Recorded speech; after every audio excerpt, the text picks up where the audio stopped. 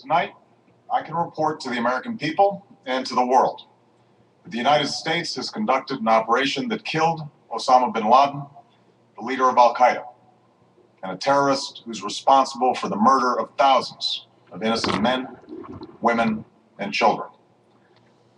It was nearly 10 years ago that a bright September day was darkened by the worst attack on the American people in our history. The images of 9/11 are seared into our national memory.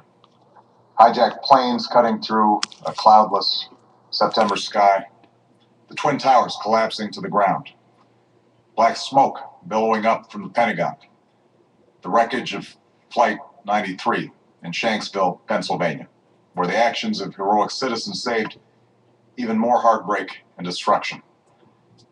And yet we know that the worst images are those that were unseen to the world. The empty seat at the dinner table, children who were forced to grow up without their mother or their father, parents who would never know the feeling of their child's embrace, nearly 3,000 citizens taken from us, leaving a gaping hole in our hearts. On September 11th, 2001, in our time of grief, the American people came together. We offered our neighbors a hand, and we offered the wounded our blood. We reaffirmed our ties to each other and our love of community and country. On that day, no matter where we came from, what God we prayed to, or what race or ethnicity we were united as one American family. We were also united in our resolve to protect our nation and to bring those who committed this vicious attack to justice. We quickly learned that the 9/11 attacks were carried out by Al-Qaeda, an organization headed by Osama bin Laden, which had openly declared war on the United States and was committed to killing innocents in our country and around the globe. And so we went to war against Al-Qaeda to protect our citizens, our friends, and our allies. Over the last 10 years, thanks to the tireless and heroic work of our military and our counterterrorism professionals, we've made great strides in that effort. We've disrupted terrorist attacks and strengthened our homeland defense. In Afghanistan, we removed the Taliban government, which had given bin Laden and Al-Qaeda safe haven and support. And around the globe, we worked with our friends and allies to capture or kill scores of Al-Qaeda terrorists, including several who were a part of the 9/11 plot. Yet, Osama bin Laden avoided capture and escaped across the Afghan border into Pakistan. Meanwhile, Al-Qaeda continued to operate from along that border and operate through its affiliates across the world. And so shortly after taking office, I directed Leon Panetta, the director of the CIA, to make the killing or capture of bin Laden the top priority of our war against Al-Qaeda, even as we continued our broader efforts to disrupt, dismantle, and defeat his network. Then, last August, after years of painstaking work by our intelligence community, I was briefed on a possible lead to bin Laden. It was far from certain, and it took many months to run this thread to ground. I met repeatedly with my national security team as we developed more information about the possibility that we had located bin Laden hiding within a compound deep inside Pakistan. And finally, last week, I determined that we had enough intelligence to take action and authorized an operation to get Osama bin Laden and bring him to justice. Today, at my direction, the United States launched a targeted operation against that compound in Abbottabad, Pakistan. A small team of Americans carried out the operation with extraordinary courage and capability. No Americans were harmed. They took care to avoid civilian casualties. After a firefight, they killed Osama bin Laden and took custody of his body. For over 2 decades, bin Laden has been Al-Qaeda's leader and symbol, and has continued to plot attacks against our country and our friends and allies. The death of bin Laden marks the most significant achievement to date in our nation's effort to defeat Al-Qaeda. Yet his death does not mark the end of our effort. There's no doubt that Al-Qaeda will continue to pursue attacks against us. We must, and we will, remain vigilant at home and abroad. As we do, We must also reaffirm that the United States is not and never will be at war with Islam. I've made clear, just as President Bush did shortly after 9/11, that our war is not against Islam. Bin Laden was not a Muslim leader. He was a mass murderer of Muslims. Indeed, Al-Qaeda has slaughtered scores of Muslims in many countries, including our own. So his demise should be welcomed by all who believe in peace and human dignity. Over the years, I've repeatedly made clear that we would take action within Pakistan if we knew where bin Laden was. That is what we've done.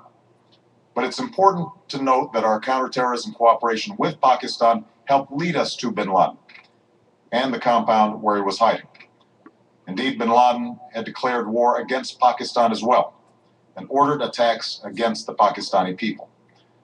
Tonight, I called President Zardari, and my team has also spoken with their Pakistani counterparts.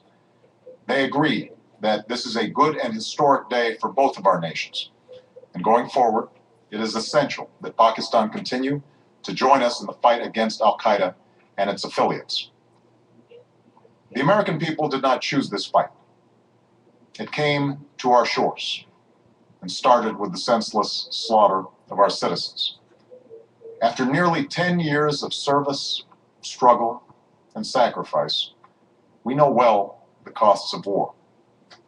These efforts weigh on me every time I, as Commander-in-Chief, have to sign a letter to a family that has lost a loved one, or look into the eyes of a service member who's been gravely wounded.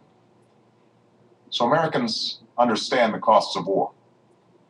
Yet, as a country, we will never tolerate our security being threatened, nor stand idly by when our people have been killed. We will be relentless in defense of our citizens and our friends and allies. We will be true to the values that make us who we are. And on nights like this one, we can say to those families who have lost loved ones to Al-Qaeda's terror, justice has been done. Tonight, we give thanks to the countless intelligence and counterterrorism professionals who've worked tirelessly to achieve this outcome. The American people do not see their work nor know their names, but tonight they feel the satisfaction of their work and the result of their pursuit of justice. We give thanks for the men who carried out this operation, for they exemplified an unparalleled courage of those who serve our country. And they are part of a generation that has borne the heaviest share of the burden since that September day. Finally, let me say to the families who lost loved ones on 9/11 that we have never forgotten your loss, nor wavered in our commitment to see that we do whatever it takes to prevent another attack on our shores. And tonight, let us think back to the sense of unity that prevailed on 9/11. I know that it has at times frayed. Yet today's achievement is a testament to the greatness of our country and the determination of the American people. The cause of securing our country is not complete, but tonight we are once again reminded that America can do whatever we set our mind to. That is the story of our history.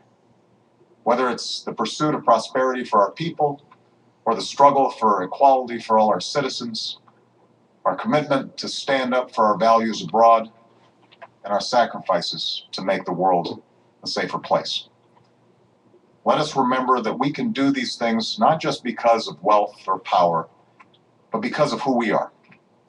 One nation, under God, indivisible, with liberty and justice for all. Thank you. May God bless you. And may God bless the United States of America.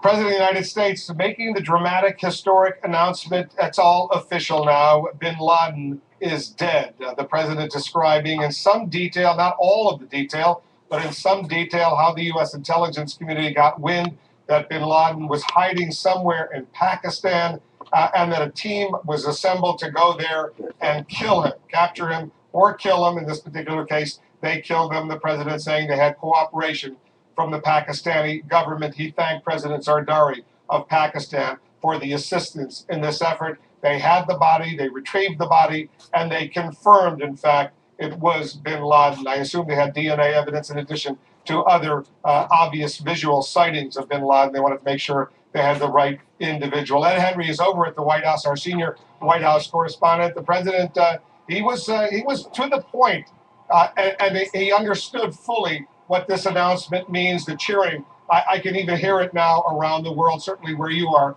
at the White House. Wolf, this crowd behind me outside the White House gate, it was building literally as the president spoke. The president laid out some new details. First of all, he confirmed what we reported here first, which is that Osama bin Laden was killed in Pakistan, not in Afghanistan. He said deep inside Pakistan, and gave us some new details that it was last week that he authorized the U.S. operation, and that it was today that a U.S. team, he called it a small U.S. team, launched the operation today in Pakistan. He said that there was a firefight, that Osama bin Laden was killed. The U.S. took custody of his body, and in the words of the president, dramatically said, quote, "Justice has been done." I think it was also very interesting that the president sort of called on the nation to come together. He said, quote, "Let us think back to the unity after 9/11. He said, "I know it's been frayed sometimes, but now is a moment to come together." And I can tell you, Wolf, there are a lot of people. It started with 30 or 40 people. There were 30 to 40 people. Now it's hundreds of them. Since we first reported it here from the lawn, hundreds out there now who are coming together to celebrate this moment in American history. It's been lighting up on social media, many of them students from George Washington University, as you know, just a few blocks away. There's also, I can see, a lot of tourists out there. It's dark out here. It's getting very late. But Wolf, this crowd is so excited. There are American flags being waved. They're chanting USA, USA. Others have been chanting, "Hey, hey, goodbye" to bin Laden. Very angry at him, obviously, these many years later. But mostly very positive in chanting USA, USA, and chanting, singing as well, the national anthem, Wolf. We're getting statements and from former presidents, former President George W. Bush. Let me read it to our viewers as we look at these pictures outside the north gate, or the northwest gate of the White House on Pennsylvania Avenue. Earlier this evening, President Obama called to inform me that American forces killed Osama bin Laden, the leader of the Al-Qaeda network that attacked America on September 11, 2001. I congratulated him and the men and women of our military and intelligence community who devoted their lives to this mission. They have our everlasting gratitude, President Bush continuing. This momentous achievement marks a victory for America, for people who seek peace around the world, and for all those who lost loved ones on September 11th, 2001. The fight against terror goes on. But tonight, America has sent an unmistakable message. No matter how long it takes, justice will be done. More statements coming in from former President Bill Clinton and others. Let me bring in John King, who's watching all of this unfold. John, as we continue to watch the crowds gathering outside the White House and indeed elsewhere around the country and indeed around the world, let's reflect a little bit on President Obama's words, precisely the extent of this operation that killed bin Laden.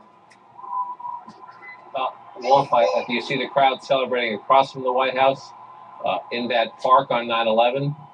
It was filled with White House staffers who were told to flee from the White House. That plane that landed in the field in Shanksville, many thought was directed at the White House or the United States Capitol. I was there when the Secret Service told everybody to run and get out of the building. You see a celebration tonight. The president spoke the words, "Justice has been done." For all the president said tonight, those 4 words, "Justice has been done," I think will echo around the country and around the world tonight. As Ed Henry noted, very significant, the president said there was an operation inside of Pakistan conducted by a U.S. team that involved a firefight. There will no doubt be questions about the coordination, the sensitivities. How did they pull this off within Pakistan? How closely was it coordinated? Were the Pakistanis fully involved, or did the United States decide to do this and essentially bring the Pakistanis in after? That will play out in the days and weeks ahead because of the sensitivities of that relationship, of which you are so well aware, and often the frustration